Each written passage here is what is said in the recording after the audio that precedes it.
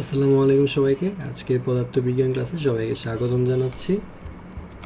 আজকে নিউটনিয়ান বলবিদ্যার উপর lecture number 2। আজকে শুরুতে আমরা পড়ব হচ্ছে ভরবেগ সংরক্ষণ সূত্র। তো ভরবেগ সংরক্ষণ নীতিটা আমাকে কি বলছে? কোনো বাহ্যিক বল প্রয়োগ না করলে সংঘর্ষের পূর্বে বস্তুর ভরবেগের সমষ্টি সংঘর্ষের পর বস্তুর ভরবেগের সমষ্টির সমান হবে। অর্থাৎ এটা যদি একটা m1 ম্যাস হয়, সেটা ধরো u1 বেগে গতিশীল, আরেকটা m2 ম্যাস, সেটা u2 বেগে গতিশীল। এখন এদের মধ্যে একটা সংঘর্ষ বা কলিশন হলো। কলিশনের পর ধরো m1 ম্যাসটা v1 বেগে এদিকে গতিশীল আর m2 ম্যাসটা v2 বেগে এদিকে গতিশীল। এখন সংঘর্ষের পূর্বে যে ভরবেগের সমষ্টি, অর্থাৎ ভরবেগ আমরা জানি p হচ্ছে m ইন্টু v। সো এই ক্ষেত্রে আদি ভরবেগের সমষ্টি হচ্ছে m1 u1 plus m2 u2। This will equal to সংঘর্ষের পরে ভরবেগের সমষ্টি, অর্থাৎ m1 v1 plus m2 v2। যেহেতু ভরবেগ একটা ভেক্টর, অর্থাৎ m ইন্টু ভি ভেক্টর, আমরা এই জিনিসটাকেও ভেক্টর আকারে প্রকাশ করতে পারবো। m1 u1 vector plus m2 u2 vector equal to m1 v1 vector plus m2 into v2 vector. আমরা যদি একটা ম্যাথ করি, 10 কেজি ও 15 কেজি ভরের দুটি বস্তু, অর্থাৎ আমার m1 আর m2 হচ্ছে দিয়ে দিয়েছে, যথাক্রমে 10 মিটার পার সেকেন্ড ও 5 মিটার পার সেকেন্ড বেগে পূর্ব ও পশ্চিম দিকে যাওয়ার সময় একে অপরকে ধাক্কা দিল। ধাক্কার পর যদি তারা একই সাথে চলা শুরু করে, তবে তাদের মিলিত বেগ কত? এখানে আমার 10 মিটার পার সেকেন্ড হচ্ছে u1 আর 5 মিটার পার সেকেন্ড হচ্ছে u2। ধরি এটা হচ্ছে আমার m1, এটা ডান দিকে u1 ভেলোসিটিতে যাচ্ছে। ধরি ডান দিকে হচ্ছে আমার পূর্ব দিক, অর্থাৎ ইস্ট সাইড, আর এটা হচ্ছে আমার m2, যেটা হচ্ছে আমার পশ্চিম দিকে যাচ্ছে। ডান দিকে ইস্ট হলে বাম দিকে আমার পশ্চিম হবে বা ওয়েস্ট সাইড, সেটা হচ্ছে u2। ধাক্কার পর এরা একই সাথে চলা শুরু করে, অর্থাৎ এরা একটা সিঙ্গেল বস্তু হিসেবে বা একটা সিঙ্গেল সিস্টেম হিসেবে একটা কনস্ট্যান্ট ভেলোসিটি ভিতে চলা শুরু করে। আমরা জানি আদি ভরবেগের সমষ্টি m1 u1 vector plus m2 u2 vector equal to হচ্ছে m1 v1 vector plus m2 v2 vector. যেহেতু ওরা একটা সিস্টেম হিসেবে চলা শুরু করে, এটাকে আমরা একটা single m1 plus m2 into v vector হিসেবে লিখতে পারবো, যেহেতু v1 আর m1 এর ক্ষেত্রে যে এটা ভেলোসিটি, m2 এর ক্ষেত্রেও ভেলোসিটি সেম, অর্থাৎ v। u1 যদি আমরা এটাকে পজিটিভ সাইড ধরি, পজিটিভ এক্স অ্যাক্সিসের মতো, তাহলে u1 হবে হচ্ছে আমার 10 i ক্যাপ। সো এটা হবে হচ্ছে m1 এর জন্য 10 আর u1 এর জন্য 10 i ক্যাপ, প্লাস m2 এর জন্য হচ্ছে 15, u2 এর জন্য মাইনাস 5 i ক্যাপ, যেহেতু এটা বিপরীত দিকে, সমান হচ্ছে 10 প্লাস 15 ইন্টু হচ্ছে v ভেক্টর, বা এটা হিসাব করলে আসবে হচ্ছে 25 i ক্যাপ ইকুয়াল টু হচ্ছে 25 v ভেক্টর। অতএব v ভেক্টর সমান হচ্ছে 1 i cap metre per second. যেহেতু এটা একটা ভেলোসিটি, সেহেতু আমার মানের সাথে দিকও উল্লেখ করতে হবে, যেহেতু এটা একটা ভেক্টর রাশি। অথবা আমরা এভাবে লিখতে পারি v equals to 1 metre per second পূর্ব দিকে। দুইভাবেই লেখা যায়। পরের স্লাইডে যাই। আরেকটি অঙ্ক, 20 কেজি ভরের একটি বোমা, অর্থাৎ আমার m দিয়ে দিয়েছে, বিস্ফোরিত হয়ে 12 কেজি m1 ও 8 কেজি m2 দুটি অংশে পরিণত হয়। প্রথম অংশ 5 মিটার পার সেকেন্ড বেগে উত্তর দিকে ছিটকে গেলে 5 মিটার পার সেকেন্ড বেগে উত্তর দিকে ছিটকে গেলে দ্বিতীয় অংশ কোন দিকে কত বেগে ছিটকে যাবে। ধরি এটা ছিল আমার আদি দশা, অর্থাৎ এই ক্ষেত্রে সংঘর্ষের পূর্বের অবস্থা। আমার m সমান 20 কেজি আর velocity u equals to 0। And সংঘর্ষের পর অর্থাৎ বিস্ফোরণের পর একটা 12 কেজির টুকরোতে পরিণত হয় আর একটা 8 কেজির টুকরোতে পরিণত হয়। 12 কেজির টুকরোটি উত্তর দিকে, আমরা ধরি রাইটে হচ্ছে আমার উত্তর দিক নর্থ আর লেফটে হচ্ছে আমার সাউথ, এটা ধরো সাউথ। 12 কেজির জন্য আমার v1 হচ্ছে 5 মিটার পার সেকেন্ড, আর সাউথ সাইডে ধরে নিচ্ছি সাউথ সাইডে যাবে, কিন্তু এখন আমি জানি না কি হবে। ধরি এটা হচ্ছে আমার v2 কত আমি এখনো জানি না। আচ্ছা, আগের মতোই m into u vector equals to m1 v1 vector plus m2 v2 vector. যেহেতু আমার u 0, সো লেফট সাইডের সব কিছু 0 হয়ে যাবে, ইকুয়াল টু m1 হচ্ছে আমার 12 কেজি 12 ইন্টু, যেহেতু 5 মিটার পার সেকেন্ড পুরোটা আমার ডান দিকে, তাহলে এটাকে আমরা লিখতে পারবো 5 i cap plus 8 into V vector, বা 5 ইন্টু 12 ইজ 60, সো এটা ওই পাশে গেলে -60 i cap equals to 8v। অতএব v এর ভ্যালু আসবে হচ্ছে -7.5 i ক্যাপ। অর্থাৎ আমরা বলতে পারবো v এর মান হচ্ছে 7.5 মিটার পার সেকেন্ড দক্ষিণ দিকে।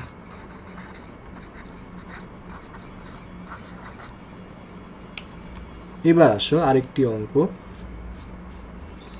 200 কেজি ভরের একটি নৌকা থেকে 50 কেজি ও 60 কেজি ভরের দুইজন বালক যথাক্রমে 4 মিটার পার সেকেন্ড ও 3 মিটার পার সেকেন্ড বেগে নৌকার বিপরীত দুই দিকে লাফ দিল। তাহলে নৌকা ভর দেওয়া আছে, ধরি এটা হচ্ছে আমার m3 আর দুটি বালক m1 এবং m2। এদের বেগ 4 মিটার পার সেকেন্ড আর 3 মিটার পার সেকেন্ড। এটা হচ্ছে লাফানোর সময় বেগ।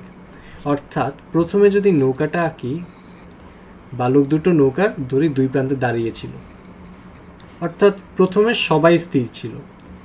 এক সময় যে প্রথম বালক বাম দিকে লাফ দিলে দ্বিতীয় বালক ডান দিকে লাফ দেয়, ফলে নৌকাটা একটা বেগ প্রাপ্ত হয়। সেই বেগটা কত সেটাই আমার বের করতে বলেছে।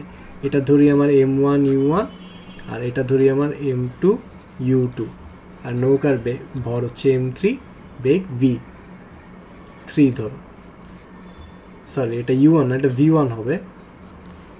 যেহেতু ওরা লাফ দেওয়ার আগে প্রথম অবস্থায় সবাই স্থির, সো u1 u2 আর u3 সবই হচ্ছে আমার 0। তাহলে আদি ভরবেগের সমষ্টি অর্থাৎ m1 u1 vector plus m2 u2 vector plus m3 u3 vector, এই পুরোটাই আমার 0 হবে। আচ্ছা, এটা সমান হচ্ছে m1 v1 vector plus m2 v2 vector plus m3 v3 vector, এই পুরোটাই 0 সমান হচ্ছে m1 50 ইন্টু 4, যেহেতু আমার v1টা বাম দিকে, সো -4 i ক্যাপ, তাহলে 50 into -4 i cap plus m2 হচ্ছে আমার 60 আর v2 হচ্ছে 3 পজিটিভ এক্স অ্যাক্সিস বরাবর, সো +3 i ক্যাপ প্লাস হচ্ছে m3 দেওয়া আছে 200 আর v3 আমি জানি না, বা 50 ইন্টু -4 হচ্ছে -200 i ক্যাপ, তাহলে এটা এই পাশে আসলে পজিটিভ 200 i ক্যাপ হয়ে যাবে। আর 60 ইন্টু 3 হচ্ছে 180 i ক্যাপ, এটাই বাম পাশে আসলে নেগেটিভ হয়ে যাবে, ইকুয়াল টু হচ্ছে 200 ইন্টু v3। এটা যদি হিসাব করি v3 আসবে হচ্ছে 0.1 i cap metre per second, অর্থাৎ দ্বিতীয় বালক যেদিকে লাফ দিয়েছে তার বেগের সেই দিকে 0.1 মিটার পার সেকেন্ড, সেভাবেও আমরা লিখতে পারবো। এখন আসো আরেকটু কমপ্লেক্স একটা প্রবলেম। এই চিত্রে কমলা বলটি একটি স্থির নীল বলকে আঘাতের পর, অর্থাৎ কমলা বল ধরি হচ্ছে আমার M1 আর নীল বলটা ধরি হচ্ছে আমার M2। তো নীল বলটা স্থির, অর্থাৎ U2 হচ্ছে আমার 0। চিত্রানুযায়ী ছিটকে যায়। আঘাতের পর নীল বলটির শেষ বেগ কত হবে? তো এটা আমরা কিভাবে বের করতে পারি? ধরি M1 U1 vector plus M2 U2 vector equal to M1 V1 vector plus M2 V2 vector. M1 হচ্ছে আমার 20 কেজি, তাহলে 20 ইন্টু U1 ভেক্টর হচ্ছে, যেহেতু পুরা ভেলোসিটিটাই আমার এক্স অ্যাক্সিস বরাবর ডান দিকে 10 মিটার পার সেকেন্ড, সো এটা হয়ে যাবে হচ্ছে 10 আই ক্যাপ। যেহেতু U2 শূন্য, এটা 0 হয়ে যাবে, সমান হচ্ছে M1 হচ্ছে আমার 20 কেজি। V1 এর ক্ষেত্রে যেহেতু এটা আমার 60 ডিগ্রি অ্যাঙ্গেল করে আছে, সো 6 cos, আরেকটা জিনিস আমরা দেখতে পাচ্ছি 60 ডিগ্রি অ্যাঙ্গেলটা আমার নেগেটিভ সাইডে, অর্থাৎ এটা অ্যাঙ্গেল হচ্ছে -60 ডিগ্রি, তাহলে cos -60 ডিগ্রি প্লাস হচ্ছে 6, আচ্ছা -60 ডিগ্রি আই ক্যাপ, আর উলম্ব উপাংশের জন্য 6 sin -60 degree J cap plus হচ্ছে M2 হচ্ছে 15 ইন্টু V2 ভেক্টর, বা হিসাব যদি করি এদিকে আসবে হচ্ছে 200 আই ক্যাপ, এটা এদিকে আনলে হবে হচ্ছে -20 ইন্টু 3 আই ক্যাপ মাইনাস হচ্ছে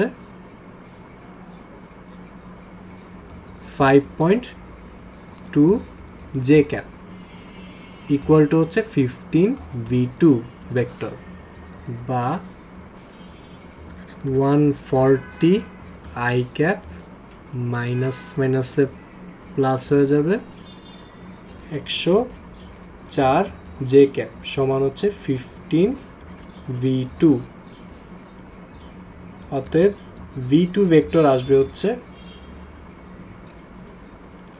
9.33 আই ক্যাপ প্লাস হচ্ছে 6.93 জে ক্যাপ। উত্তরটা এভাবেও রাখতে পারি, অথবা V সমান হচ্ছে √9.33 স্কোয়ার প্লাস 6.93 স্কোয়ার সমান হচ্ছে 11.62 মিটার পার সেকেন্ড, আর একটা অ্যাঙ্গেল ক্রিয়েট করে theta equals to tan inverse 6.93 divided by 9.33, এটা সমান আসবে হচ্ছে 36.6 ডিগ্রি। তাহলে আমি অ্যান্সার এভাবেও লিখতে পারবো, অথবা এটাও বলতে পারবো 11.62 মিটার পার সেকেন্ড আমার এক্স অ্যাক্সিসের সাথে পজিটিভ দিকে 36.6 ডিগ্রি অ্যাঙ্গেলে।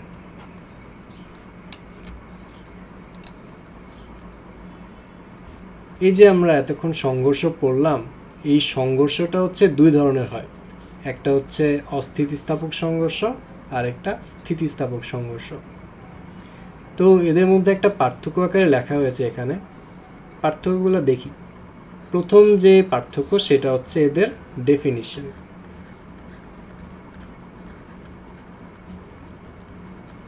তাহলে যে সংঘর্ষের ফলে ভরবেগের সংরক্ষণ হলেও গতিশক্তির সংরক্ষণ হয় না, তাকে আমরা বলবো হচ্ছে অস্থিতিস্থাপক সংঘর্ষ। আর যে সংঘর্ষের ফলে ভরবেগের সংরক্ষণের সাথে গতিশক্তির সংরক্ষণও হয়, তাকে হচ্ছে স্থিতিস্থাপক সংঘর্ষ বলি। তো একটা ক্ষেত্রে আমার ভরবেগ সংরক্ষিত হয়, আরেকটা ক্ষেত্রে আমার গতিশক্তি সংরক্ষিত হয়। অর্থাৎ আদি গতিশক্তির সমষ্টি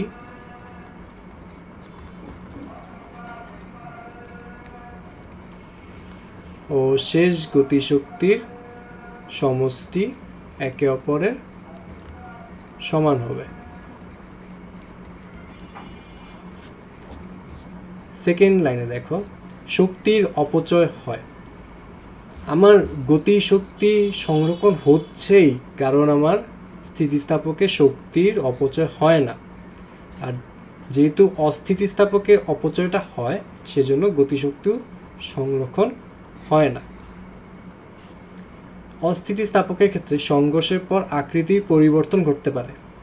অর্থাৎ যদি প্রথমে সেটা চারকোনা হয়, সংঘর্ষের পর ত্রিভুজ হতে পারে, বা যে কোনো আকৃতি নিতে পারে, অথবা গোল হয়ে যেতে পারে। ঠিক আছে, স্থিতিস্থাপকের ক্ষেত্রে আকৃতির কোনো পরিবর্তনই হয় না। অস্থিতিস্থাপকে সংঘর্ষ পর একটা সিঙ্গেল বস্তুতে মিলিত হয়ে চলতে পারে, আর সংঘর্ষের পর এক বস্তুতে কখনোই মিলিত হবে না। অর্থাৎ একটু আগে আমরা যে অঙ্কটা দেখেছিলাম যে একটা মিলিত বেগ চেয়েছে, সেটা আমরা ইজিলি বলতে পারবো সেটা ছিল একটা অস্থিতিস্থাপক সংঘর্ষ। কেমন? আচ্ছা, স্থিতিস্থাপক সংঘর্ষে আরও কিছু বৈশিষ্ট্য। 1 নম্বর, গতিশক্তির সংরক্ষণ সূত্র মেনে চলে। আমরা দেখেছি গতিশক্তির সংরক্ষণ সূত্র মানলে half m1u1 square plus half m2u2 square সমান হচ্ছে half m1v1 square plus half m2v2 square. আবার আমরা এও জানি যে m1u1 প্লাস m2u2 সমান হচ্ছে m1v1 প্লাস m2v2। এই দুটো ইকুয়েশন কম্পেয়ার করে আমরা একটা সূত্র পাই, সেটা হচ্ছে v1 এর সূত্র। v1 সমান হচ্ছে m1 minus m2 into u1 plus 2m2u2 divided by m1 plus m2। আবার v2 সমান হচ্ছে m2 minus m1 into u2 plus 2m1 u1 divided by m1 plus m2। অর্থাৎ আমার যদি বলে দেয় যে এটা একটা স্থিতিস্থাপক সংঘর্ষ, আমি just m1 u1 m2 u2 এগুলো জানা থাকলে আমার শেষ বেগটা আমি বের করতে পারবো। এরপর দেখো, সমভরের বস্তুর ক্ষেত্রে বেগের বিনিময় ঘটে। অর্থাৎ আমার যে সংঘর্ষ হচ্ছে, যদি m1 সমান m2 সমান m একটা সিঙ্গল ভর হয়, তাহলে আমার v1 হবে হচ্ছে u2 আর v2 হবে হচ্ছে u1। অর্থাৎ ধরো এটা হচ্ছে আমার m, এটা এদিকে u1 বেগে যাচ্ছে, এটা ধরো m, এদিকে u2 বেগে যাচ্ছে। সংঘর্ষের পর যে বেগ হবে সেটা হবে হচ্ছে, প্রথম বস্তুর ক্ষেত্রেও v1 হবে হচ্ছে u2 সমান, আর দ্বিতীয় বস্তুর ক্ষেত্রে v2 হবে হচ্ছে u1 এর সমান। তো এটা আমরা চাইলে প্রমাণ করতে পারবো। v1 সমান আমরা জানি স্থিতিস্থাপক সংঘর্ষের ক্ষেত্রে m1 minus m2 into u1 plus 2m2u2 divided by হচ্ছে m1 প্লাস m2। যেহেতু m1 আর m2 সমান, তো আমরা এটাকে লিখতে পারবো হচ্ছে m minus m into u1 plus 2 into m into u2 divided by m plus m। এটা হিসাব করলে এটা 0 হয়ে যাবে, তাহলে 2m into u2 divide by 2m আসবে হচ্ছে আমার u2। একইভাবে আমি প্রমাণ করতে পারবো v2 সমান হচ্ছে u1। তো এই প্রমাণগুলো একটু দেখে রাখবে, এটা আমার অনুধাবনমূলক বা খ নম্বরের জন্য হচ্ছে ইম্পর্টেন্ট। ঠিক আছে, সংঘর্ষের আগে ও পরে বেগের পার্থক্য সমান থাকবে। অর্থাৎ সংঘর্ষের আগে বেগের পার্থক্য u1 মাইনাস u2 হলে সংঘর্ষের পরেও সেটা v1 মাইনাস v2 অর্থাৎ সমান থাকবে। অত্যন্ত ভারী বস্তু অত্যন্ত হালকা স্থির বস্তুকে ধাক্কা দিলে অর্থাৎ ধরো একটা অনেক বড় কিছু, ধরো একটা ট্রাক, এটা হচ্ছে M1, একটা ছোট্ট জিনিস, একটা ধরো মার্বেলকে ধাক্কা দিল, M2কে ধাক্কা দিল, U1 বেগে ধাক্কা দিল, আর মার্বেলটার জন্য U2 হচ্ছে 0।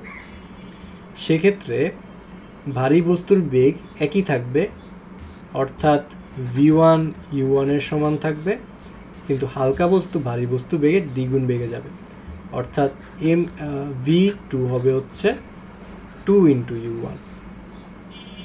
এটাও আমরা প্রমাণ করতে পারি। আচ্ছা, প্রমাণের আগে দেখো M1 M2 এর চেয়ে অনেক অনেক বড়। তো এমন যদি হয়, আমরা M1 ± M2কে অ্যাপ্রক্সিমেটলি 0 ধরতে পারি। যেমন ধরো আমি যদি 1 এর সাথে +0.0000000 ধরো অনেকগুলো 0.00001 যোগ করি বা বিয়োগ করি, সেটাকে কি আমরা সেমভাবে একই লিখতে পারবো না? তো এই ক্ষেত্রেও এটা হচ্ছে অনুরূপ একটা ব্যাপার। আমরা জানি V1 সমান হচ্ছে M1 - M2 U1 + 2M2 U2 divided by M1 + M2। যেহেতু M1 অনেক বড়, সো M1 - M2 হচ্ছে শুধু M1, সরি এটা 0 হবে না, এটা M1 হবে, M1 U1 + 2M2 U2, যেহেতু U2 0, সো এটা 0 হয়ে যাবে, ডিভাইডেড বাই M1 + M2, সেটা আমরা M1 লিখতে পারবো। M1 M1 কাটা গেলে V1 আসবে হচ্ছে আমার U1। আবার দেখো V2 এর ক্ষেত্রে M2 - M1 U2 + 2M1 U1 divided by M1 + M2। M2 - M1 হচ্ছে -M1 আসবে, আর U2 0, সো এই পুরোটা আমার 0 আসবে, plus 2M1 U1 divided by M1 এর সাথে M2 যোগ করলে M1ই আসবে, যেহেতু M1 আমার অনেক বড়। এই M1 এই M1 কাটা গেলে V2 আসবে হচ্ছে আমার 2 × U1। এবার আরেকটি বৈশিষ্ট্য দেখো, অত্যন্ত হালকা বস্তু অত্যন্ত ভারী স্থির বস্তুকে ধাক্কা দিলে, অর্থাৎ এবার আমার M1টা হচ্ছে অনেক হালকা আর M2টা হচ্ছে অনেক ভারী, তার মানে M1 is less than M2, ভারী, এবং U2 হচ্ছে 0, আর এটা হচ্ছে আমার U1 বেগে গতিশীল। যদি এরকম হয়, ভারী বস্তু স্থিরই থাকবে, অর্থাৎ V2 আমার 0ই থাকবে, কিন্তু হালকা বস্তু একই দ্রুতিতে উল্টা দিকে যাবে, অর্থাৎ আমার V1 হবে হচ্ছে -U1 এর সমান। তো চলো এটা প্রমাণ করি। এবার আমার যেহেতু M1 is less than M2, তাহলে M2 ± M1 will equal to approximately M2। প্রথমে আসি V1 সমান M1 - M2 × U1 প্লাস হচ্ছে 2M2 U2 divided by M1 + M2। যেহেতু আমার M1 অনেক অনেক ছোট, সো এটাকে লেখা যাবে হচ্ছে -M2 U1, আর যেহেতু U2 0, সো এটা 0 এসে পড়বে, প্লাস হচ্ছে 0 ডিভাইডেড বাই M1, যেহেতু অনেক ছোট, তাইলে এটাকে আমি শুধু M2 লিখতে পারি, তাহলে আসছে হচ্ছে -U1, অতএব V1 সমান -U1। আবার দেখো V2 equals to M2 - M1 into হচ্ছে U2 plus 2M1 U1 divided by M1 + M2। তাহলে এই টার্মটা 0 হয়ে যাবে, যেহেতু U2 0 plus 2M1 U1 divided by M1 + M2 আমরা লিখতে পারবো M2, তাহলে এটা আসলো M1 U1 divided by M2। এখন দেখো M1 যদি আমার M2-র চেয়ে অনেক অনেক বেশি ছোট হয়, ধরো M1 হচ্ছে আমার 0.0000 অনেকগুলো 0 1, আর m2 হচ্ছে আমার 1, এটার ভ্যালু অ্যাপ্রক্সিমেটলি 0 আসবে। সো এটাকে আমি 0 লিখতে পারবো। সেক্ষেত্রে v2 আসলো আমার হচ্ছে 0 মিটার পার সেকেন্ড। এখন আমরা একটা নতুন টপিক দেখব, সেটা হচ্ছে রকেটের গতি। কালারটা যদি একটু চেঞ্জ করে নিই, ধরো রকেটের তো একটা জ্বালানি আছে, তো এই জ্বালানিটা আমার নিচের দিকে এফ ফুয়েল ফোর্স অ্যাপ্লাই করছে। তো আমরা জানি যে প্রতিটি ক্রিয়ারই একটি সমান ও বিপরীতমুখী প্রতিক্রিয়া থাকে। তো এই কারণে আমার রকেটটা এফ ফোর্সে উপরের দিকে গতিশীল হবে। রকেটের টোটাল ম্যাস মনে করি হচ্ছে আমি ক্যাপিটাল এম, আর ধরি উপরের দিকে অ্যাক্সেলারেশন হচ্ছে আমার এ, তাহলে আমি লিখতে পারবো এফ ইকুয়ালস টু হচ্ছে ক্যাপিটাল এম ইন্টু এ। আর জ্বালানির ক্ষেত্রে আমরা জানি এফ ইকুয়ালস টু হচ্ছে del P by del T, অর্থাৎ কোনো বস্তু প্রক্রিয়াশীল বল তার ভরবেগের পরিবর্তনের হারের সমান। এখন আমরা একবার দেখেছিলাম যে ডেল পি কে আমরা এম ডেল ভি হিসেবে লিখেছিলাম। রকেটের ক্ষেত্রে আমার প্রতি মুহূর্তে একটা পরিমাণ জ্বালানি খরচ হচ্ছে, সেই ক্ষেত্রে আমার এমটা পরিবর্তন হচ্ছে। আর রকেটের বেগ সাধারণত স্থির থাকে, সেক্ষেত্রে আমার ভিটা কনস্ট্যান্ট থাকছে। তো আমরা রকেটের জন্য ডেল পি সমান লিখব হচ্ছে ভি ইন্টু ডেল এম, অর্থাৎ একটা ক্ষুদ্র পরিবর্তন এবার হচ্ছে আমার ভরের জন্য। তাহলে এফ এফ হবে হচ্ছে V del M divided by del T. আমরা জানি যে এফ আর এফ এফটা সমান, এদের মান হচ্ছে সমান। তাহলে এফ যদি এফ ফুয়েল হয়, আমরা লিখতে পারবো এম এ ইকুয়ালস টু হচ্ছে V into del M divided by del T, যেখানে del M by del T হচ্ছে আমার জ্বালানি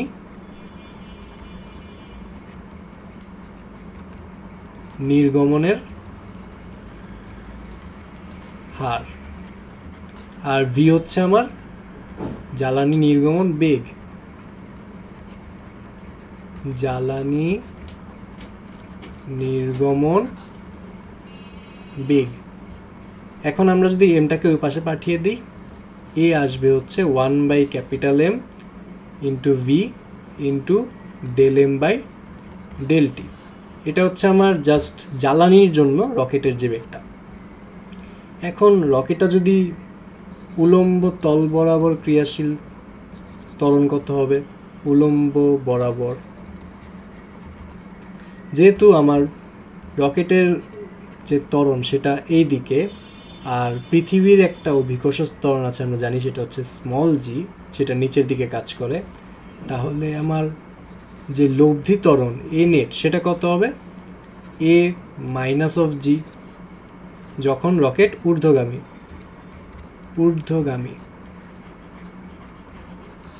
আবার এ নেট সমান হবে হচ্ছে এ প্লাস জি যখন রকেটটা নিম্নগামী। আর যখন রকেটটা আমার আনুভূমিক বরাবর উড়বে, সেক্ষেত্রে এ নেটের উপর জি এর কোনো প্রভাব পড়বে না। So A net equals to এই থাকবে।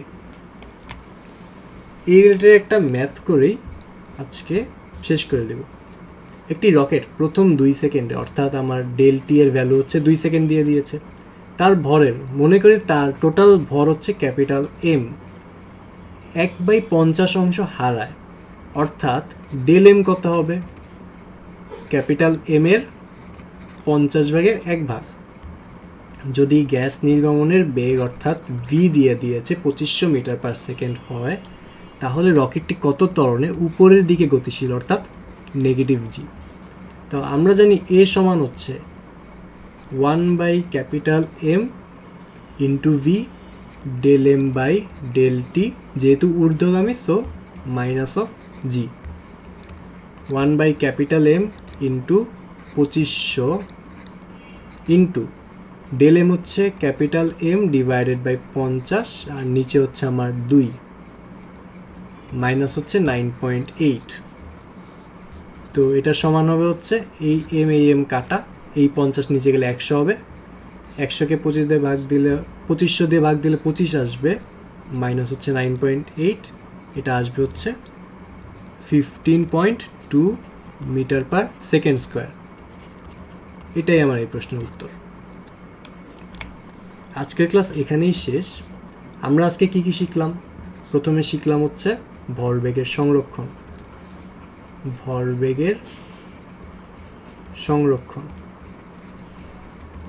অর্থাৎ m1 u1 vector plus m2 u2 vector সমান হচ্ছে m1 v1 vector plus m2 v2 vector.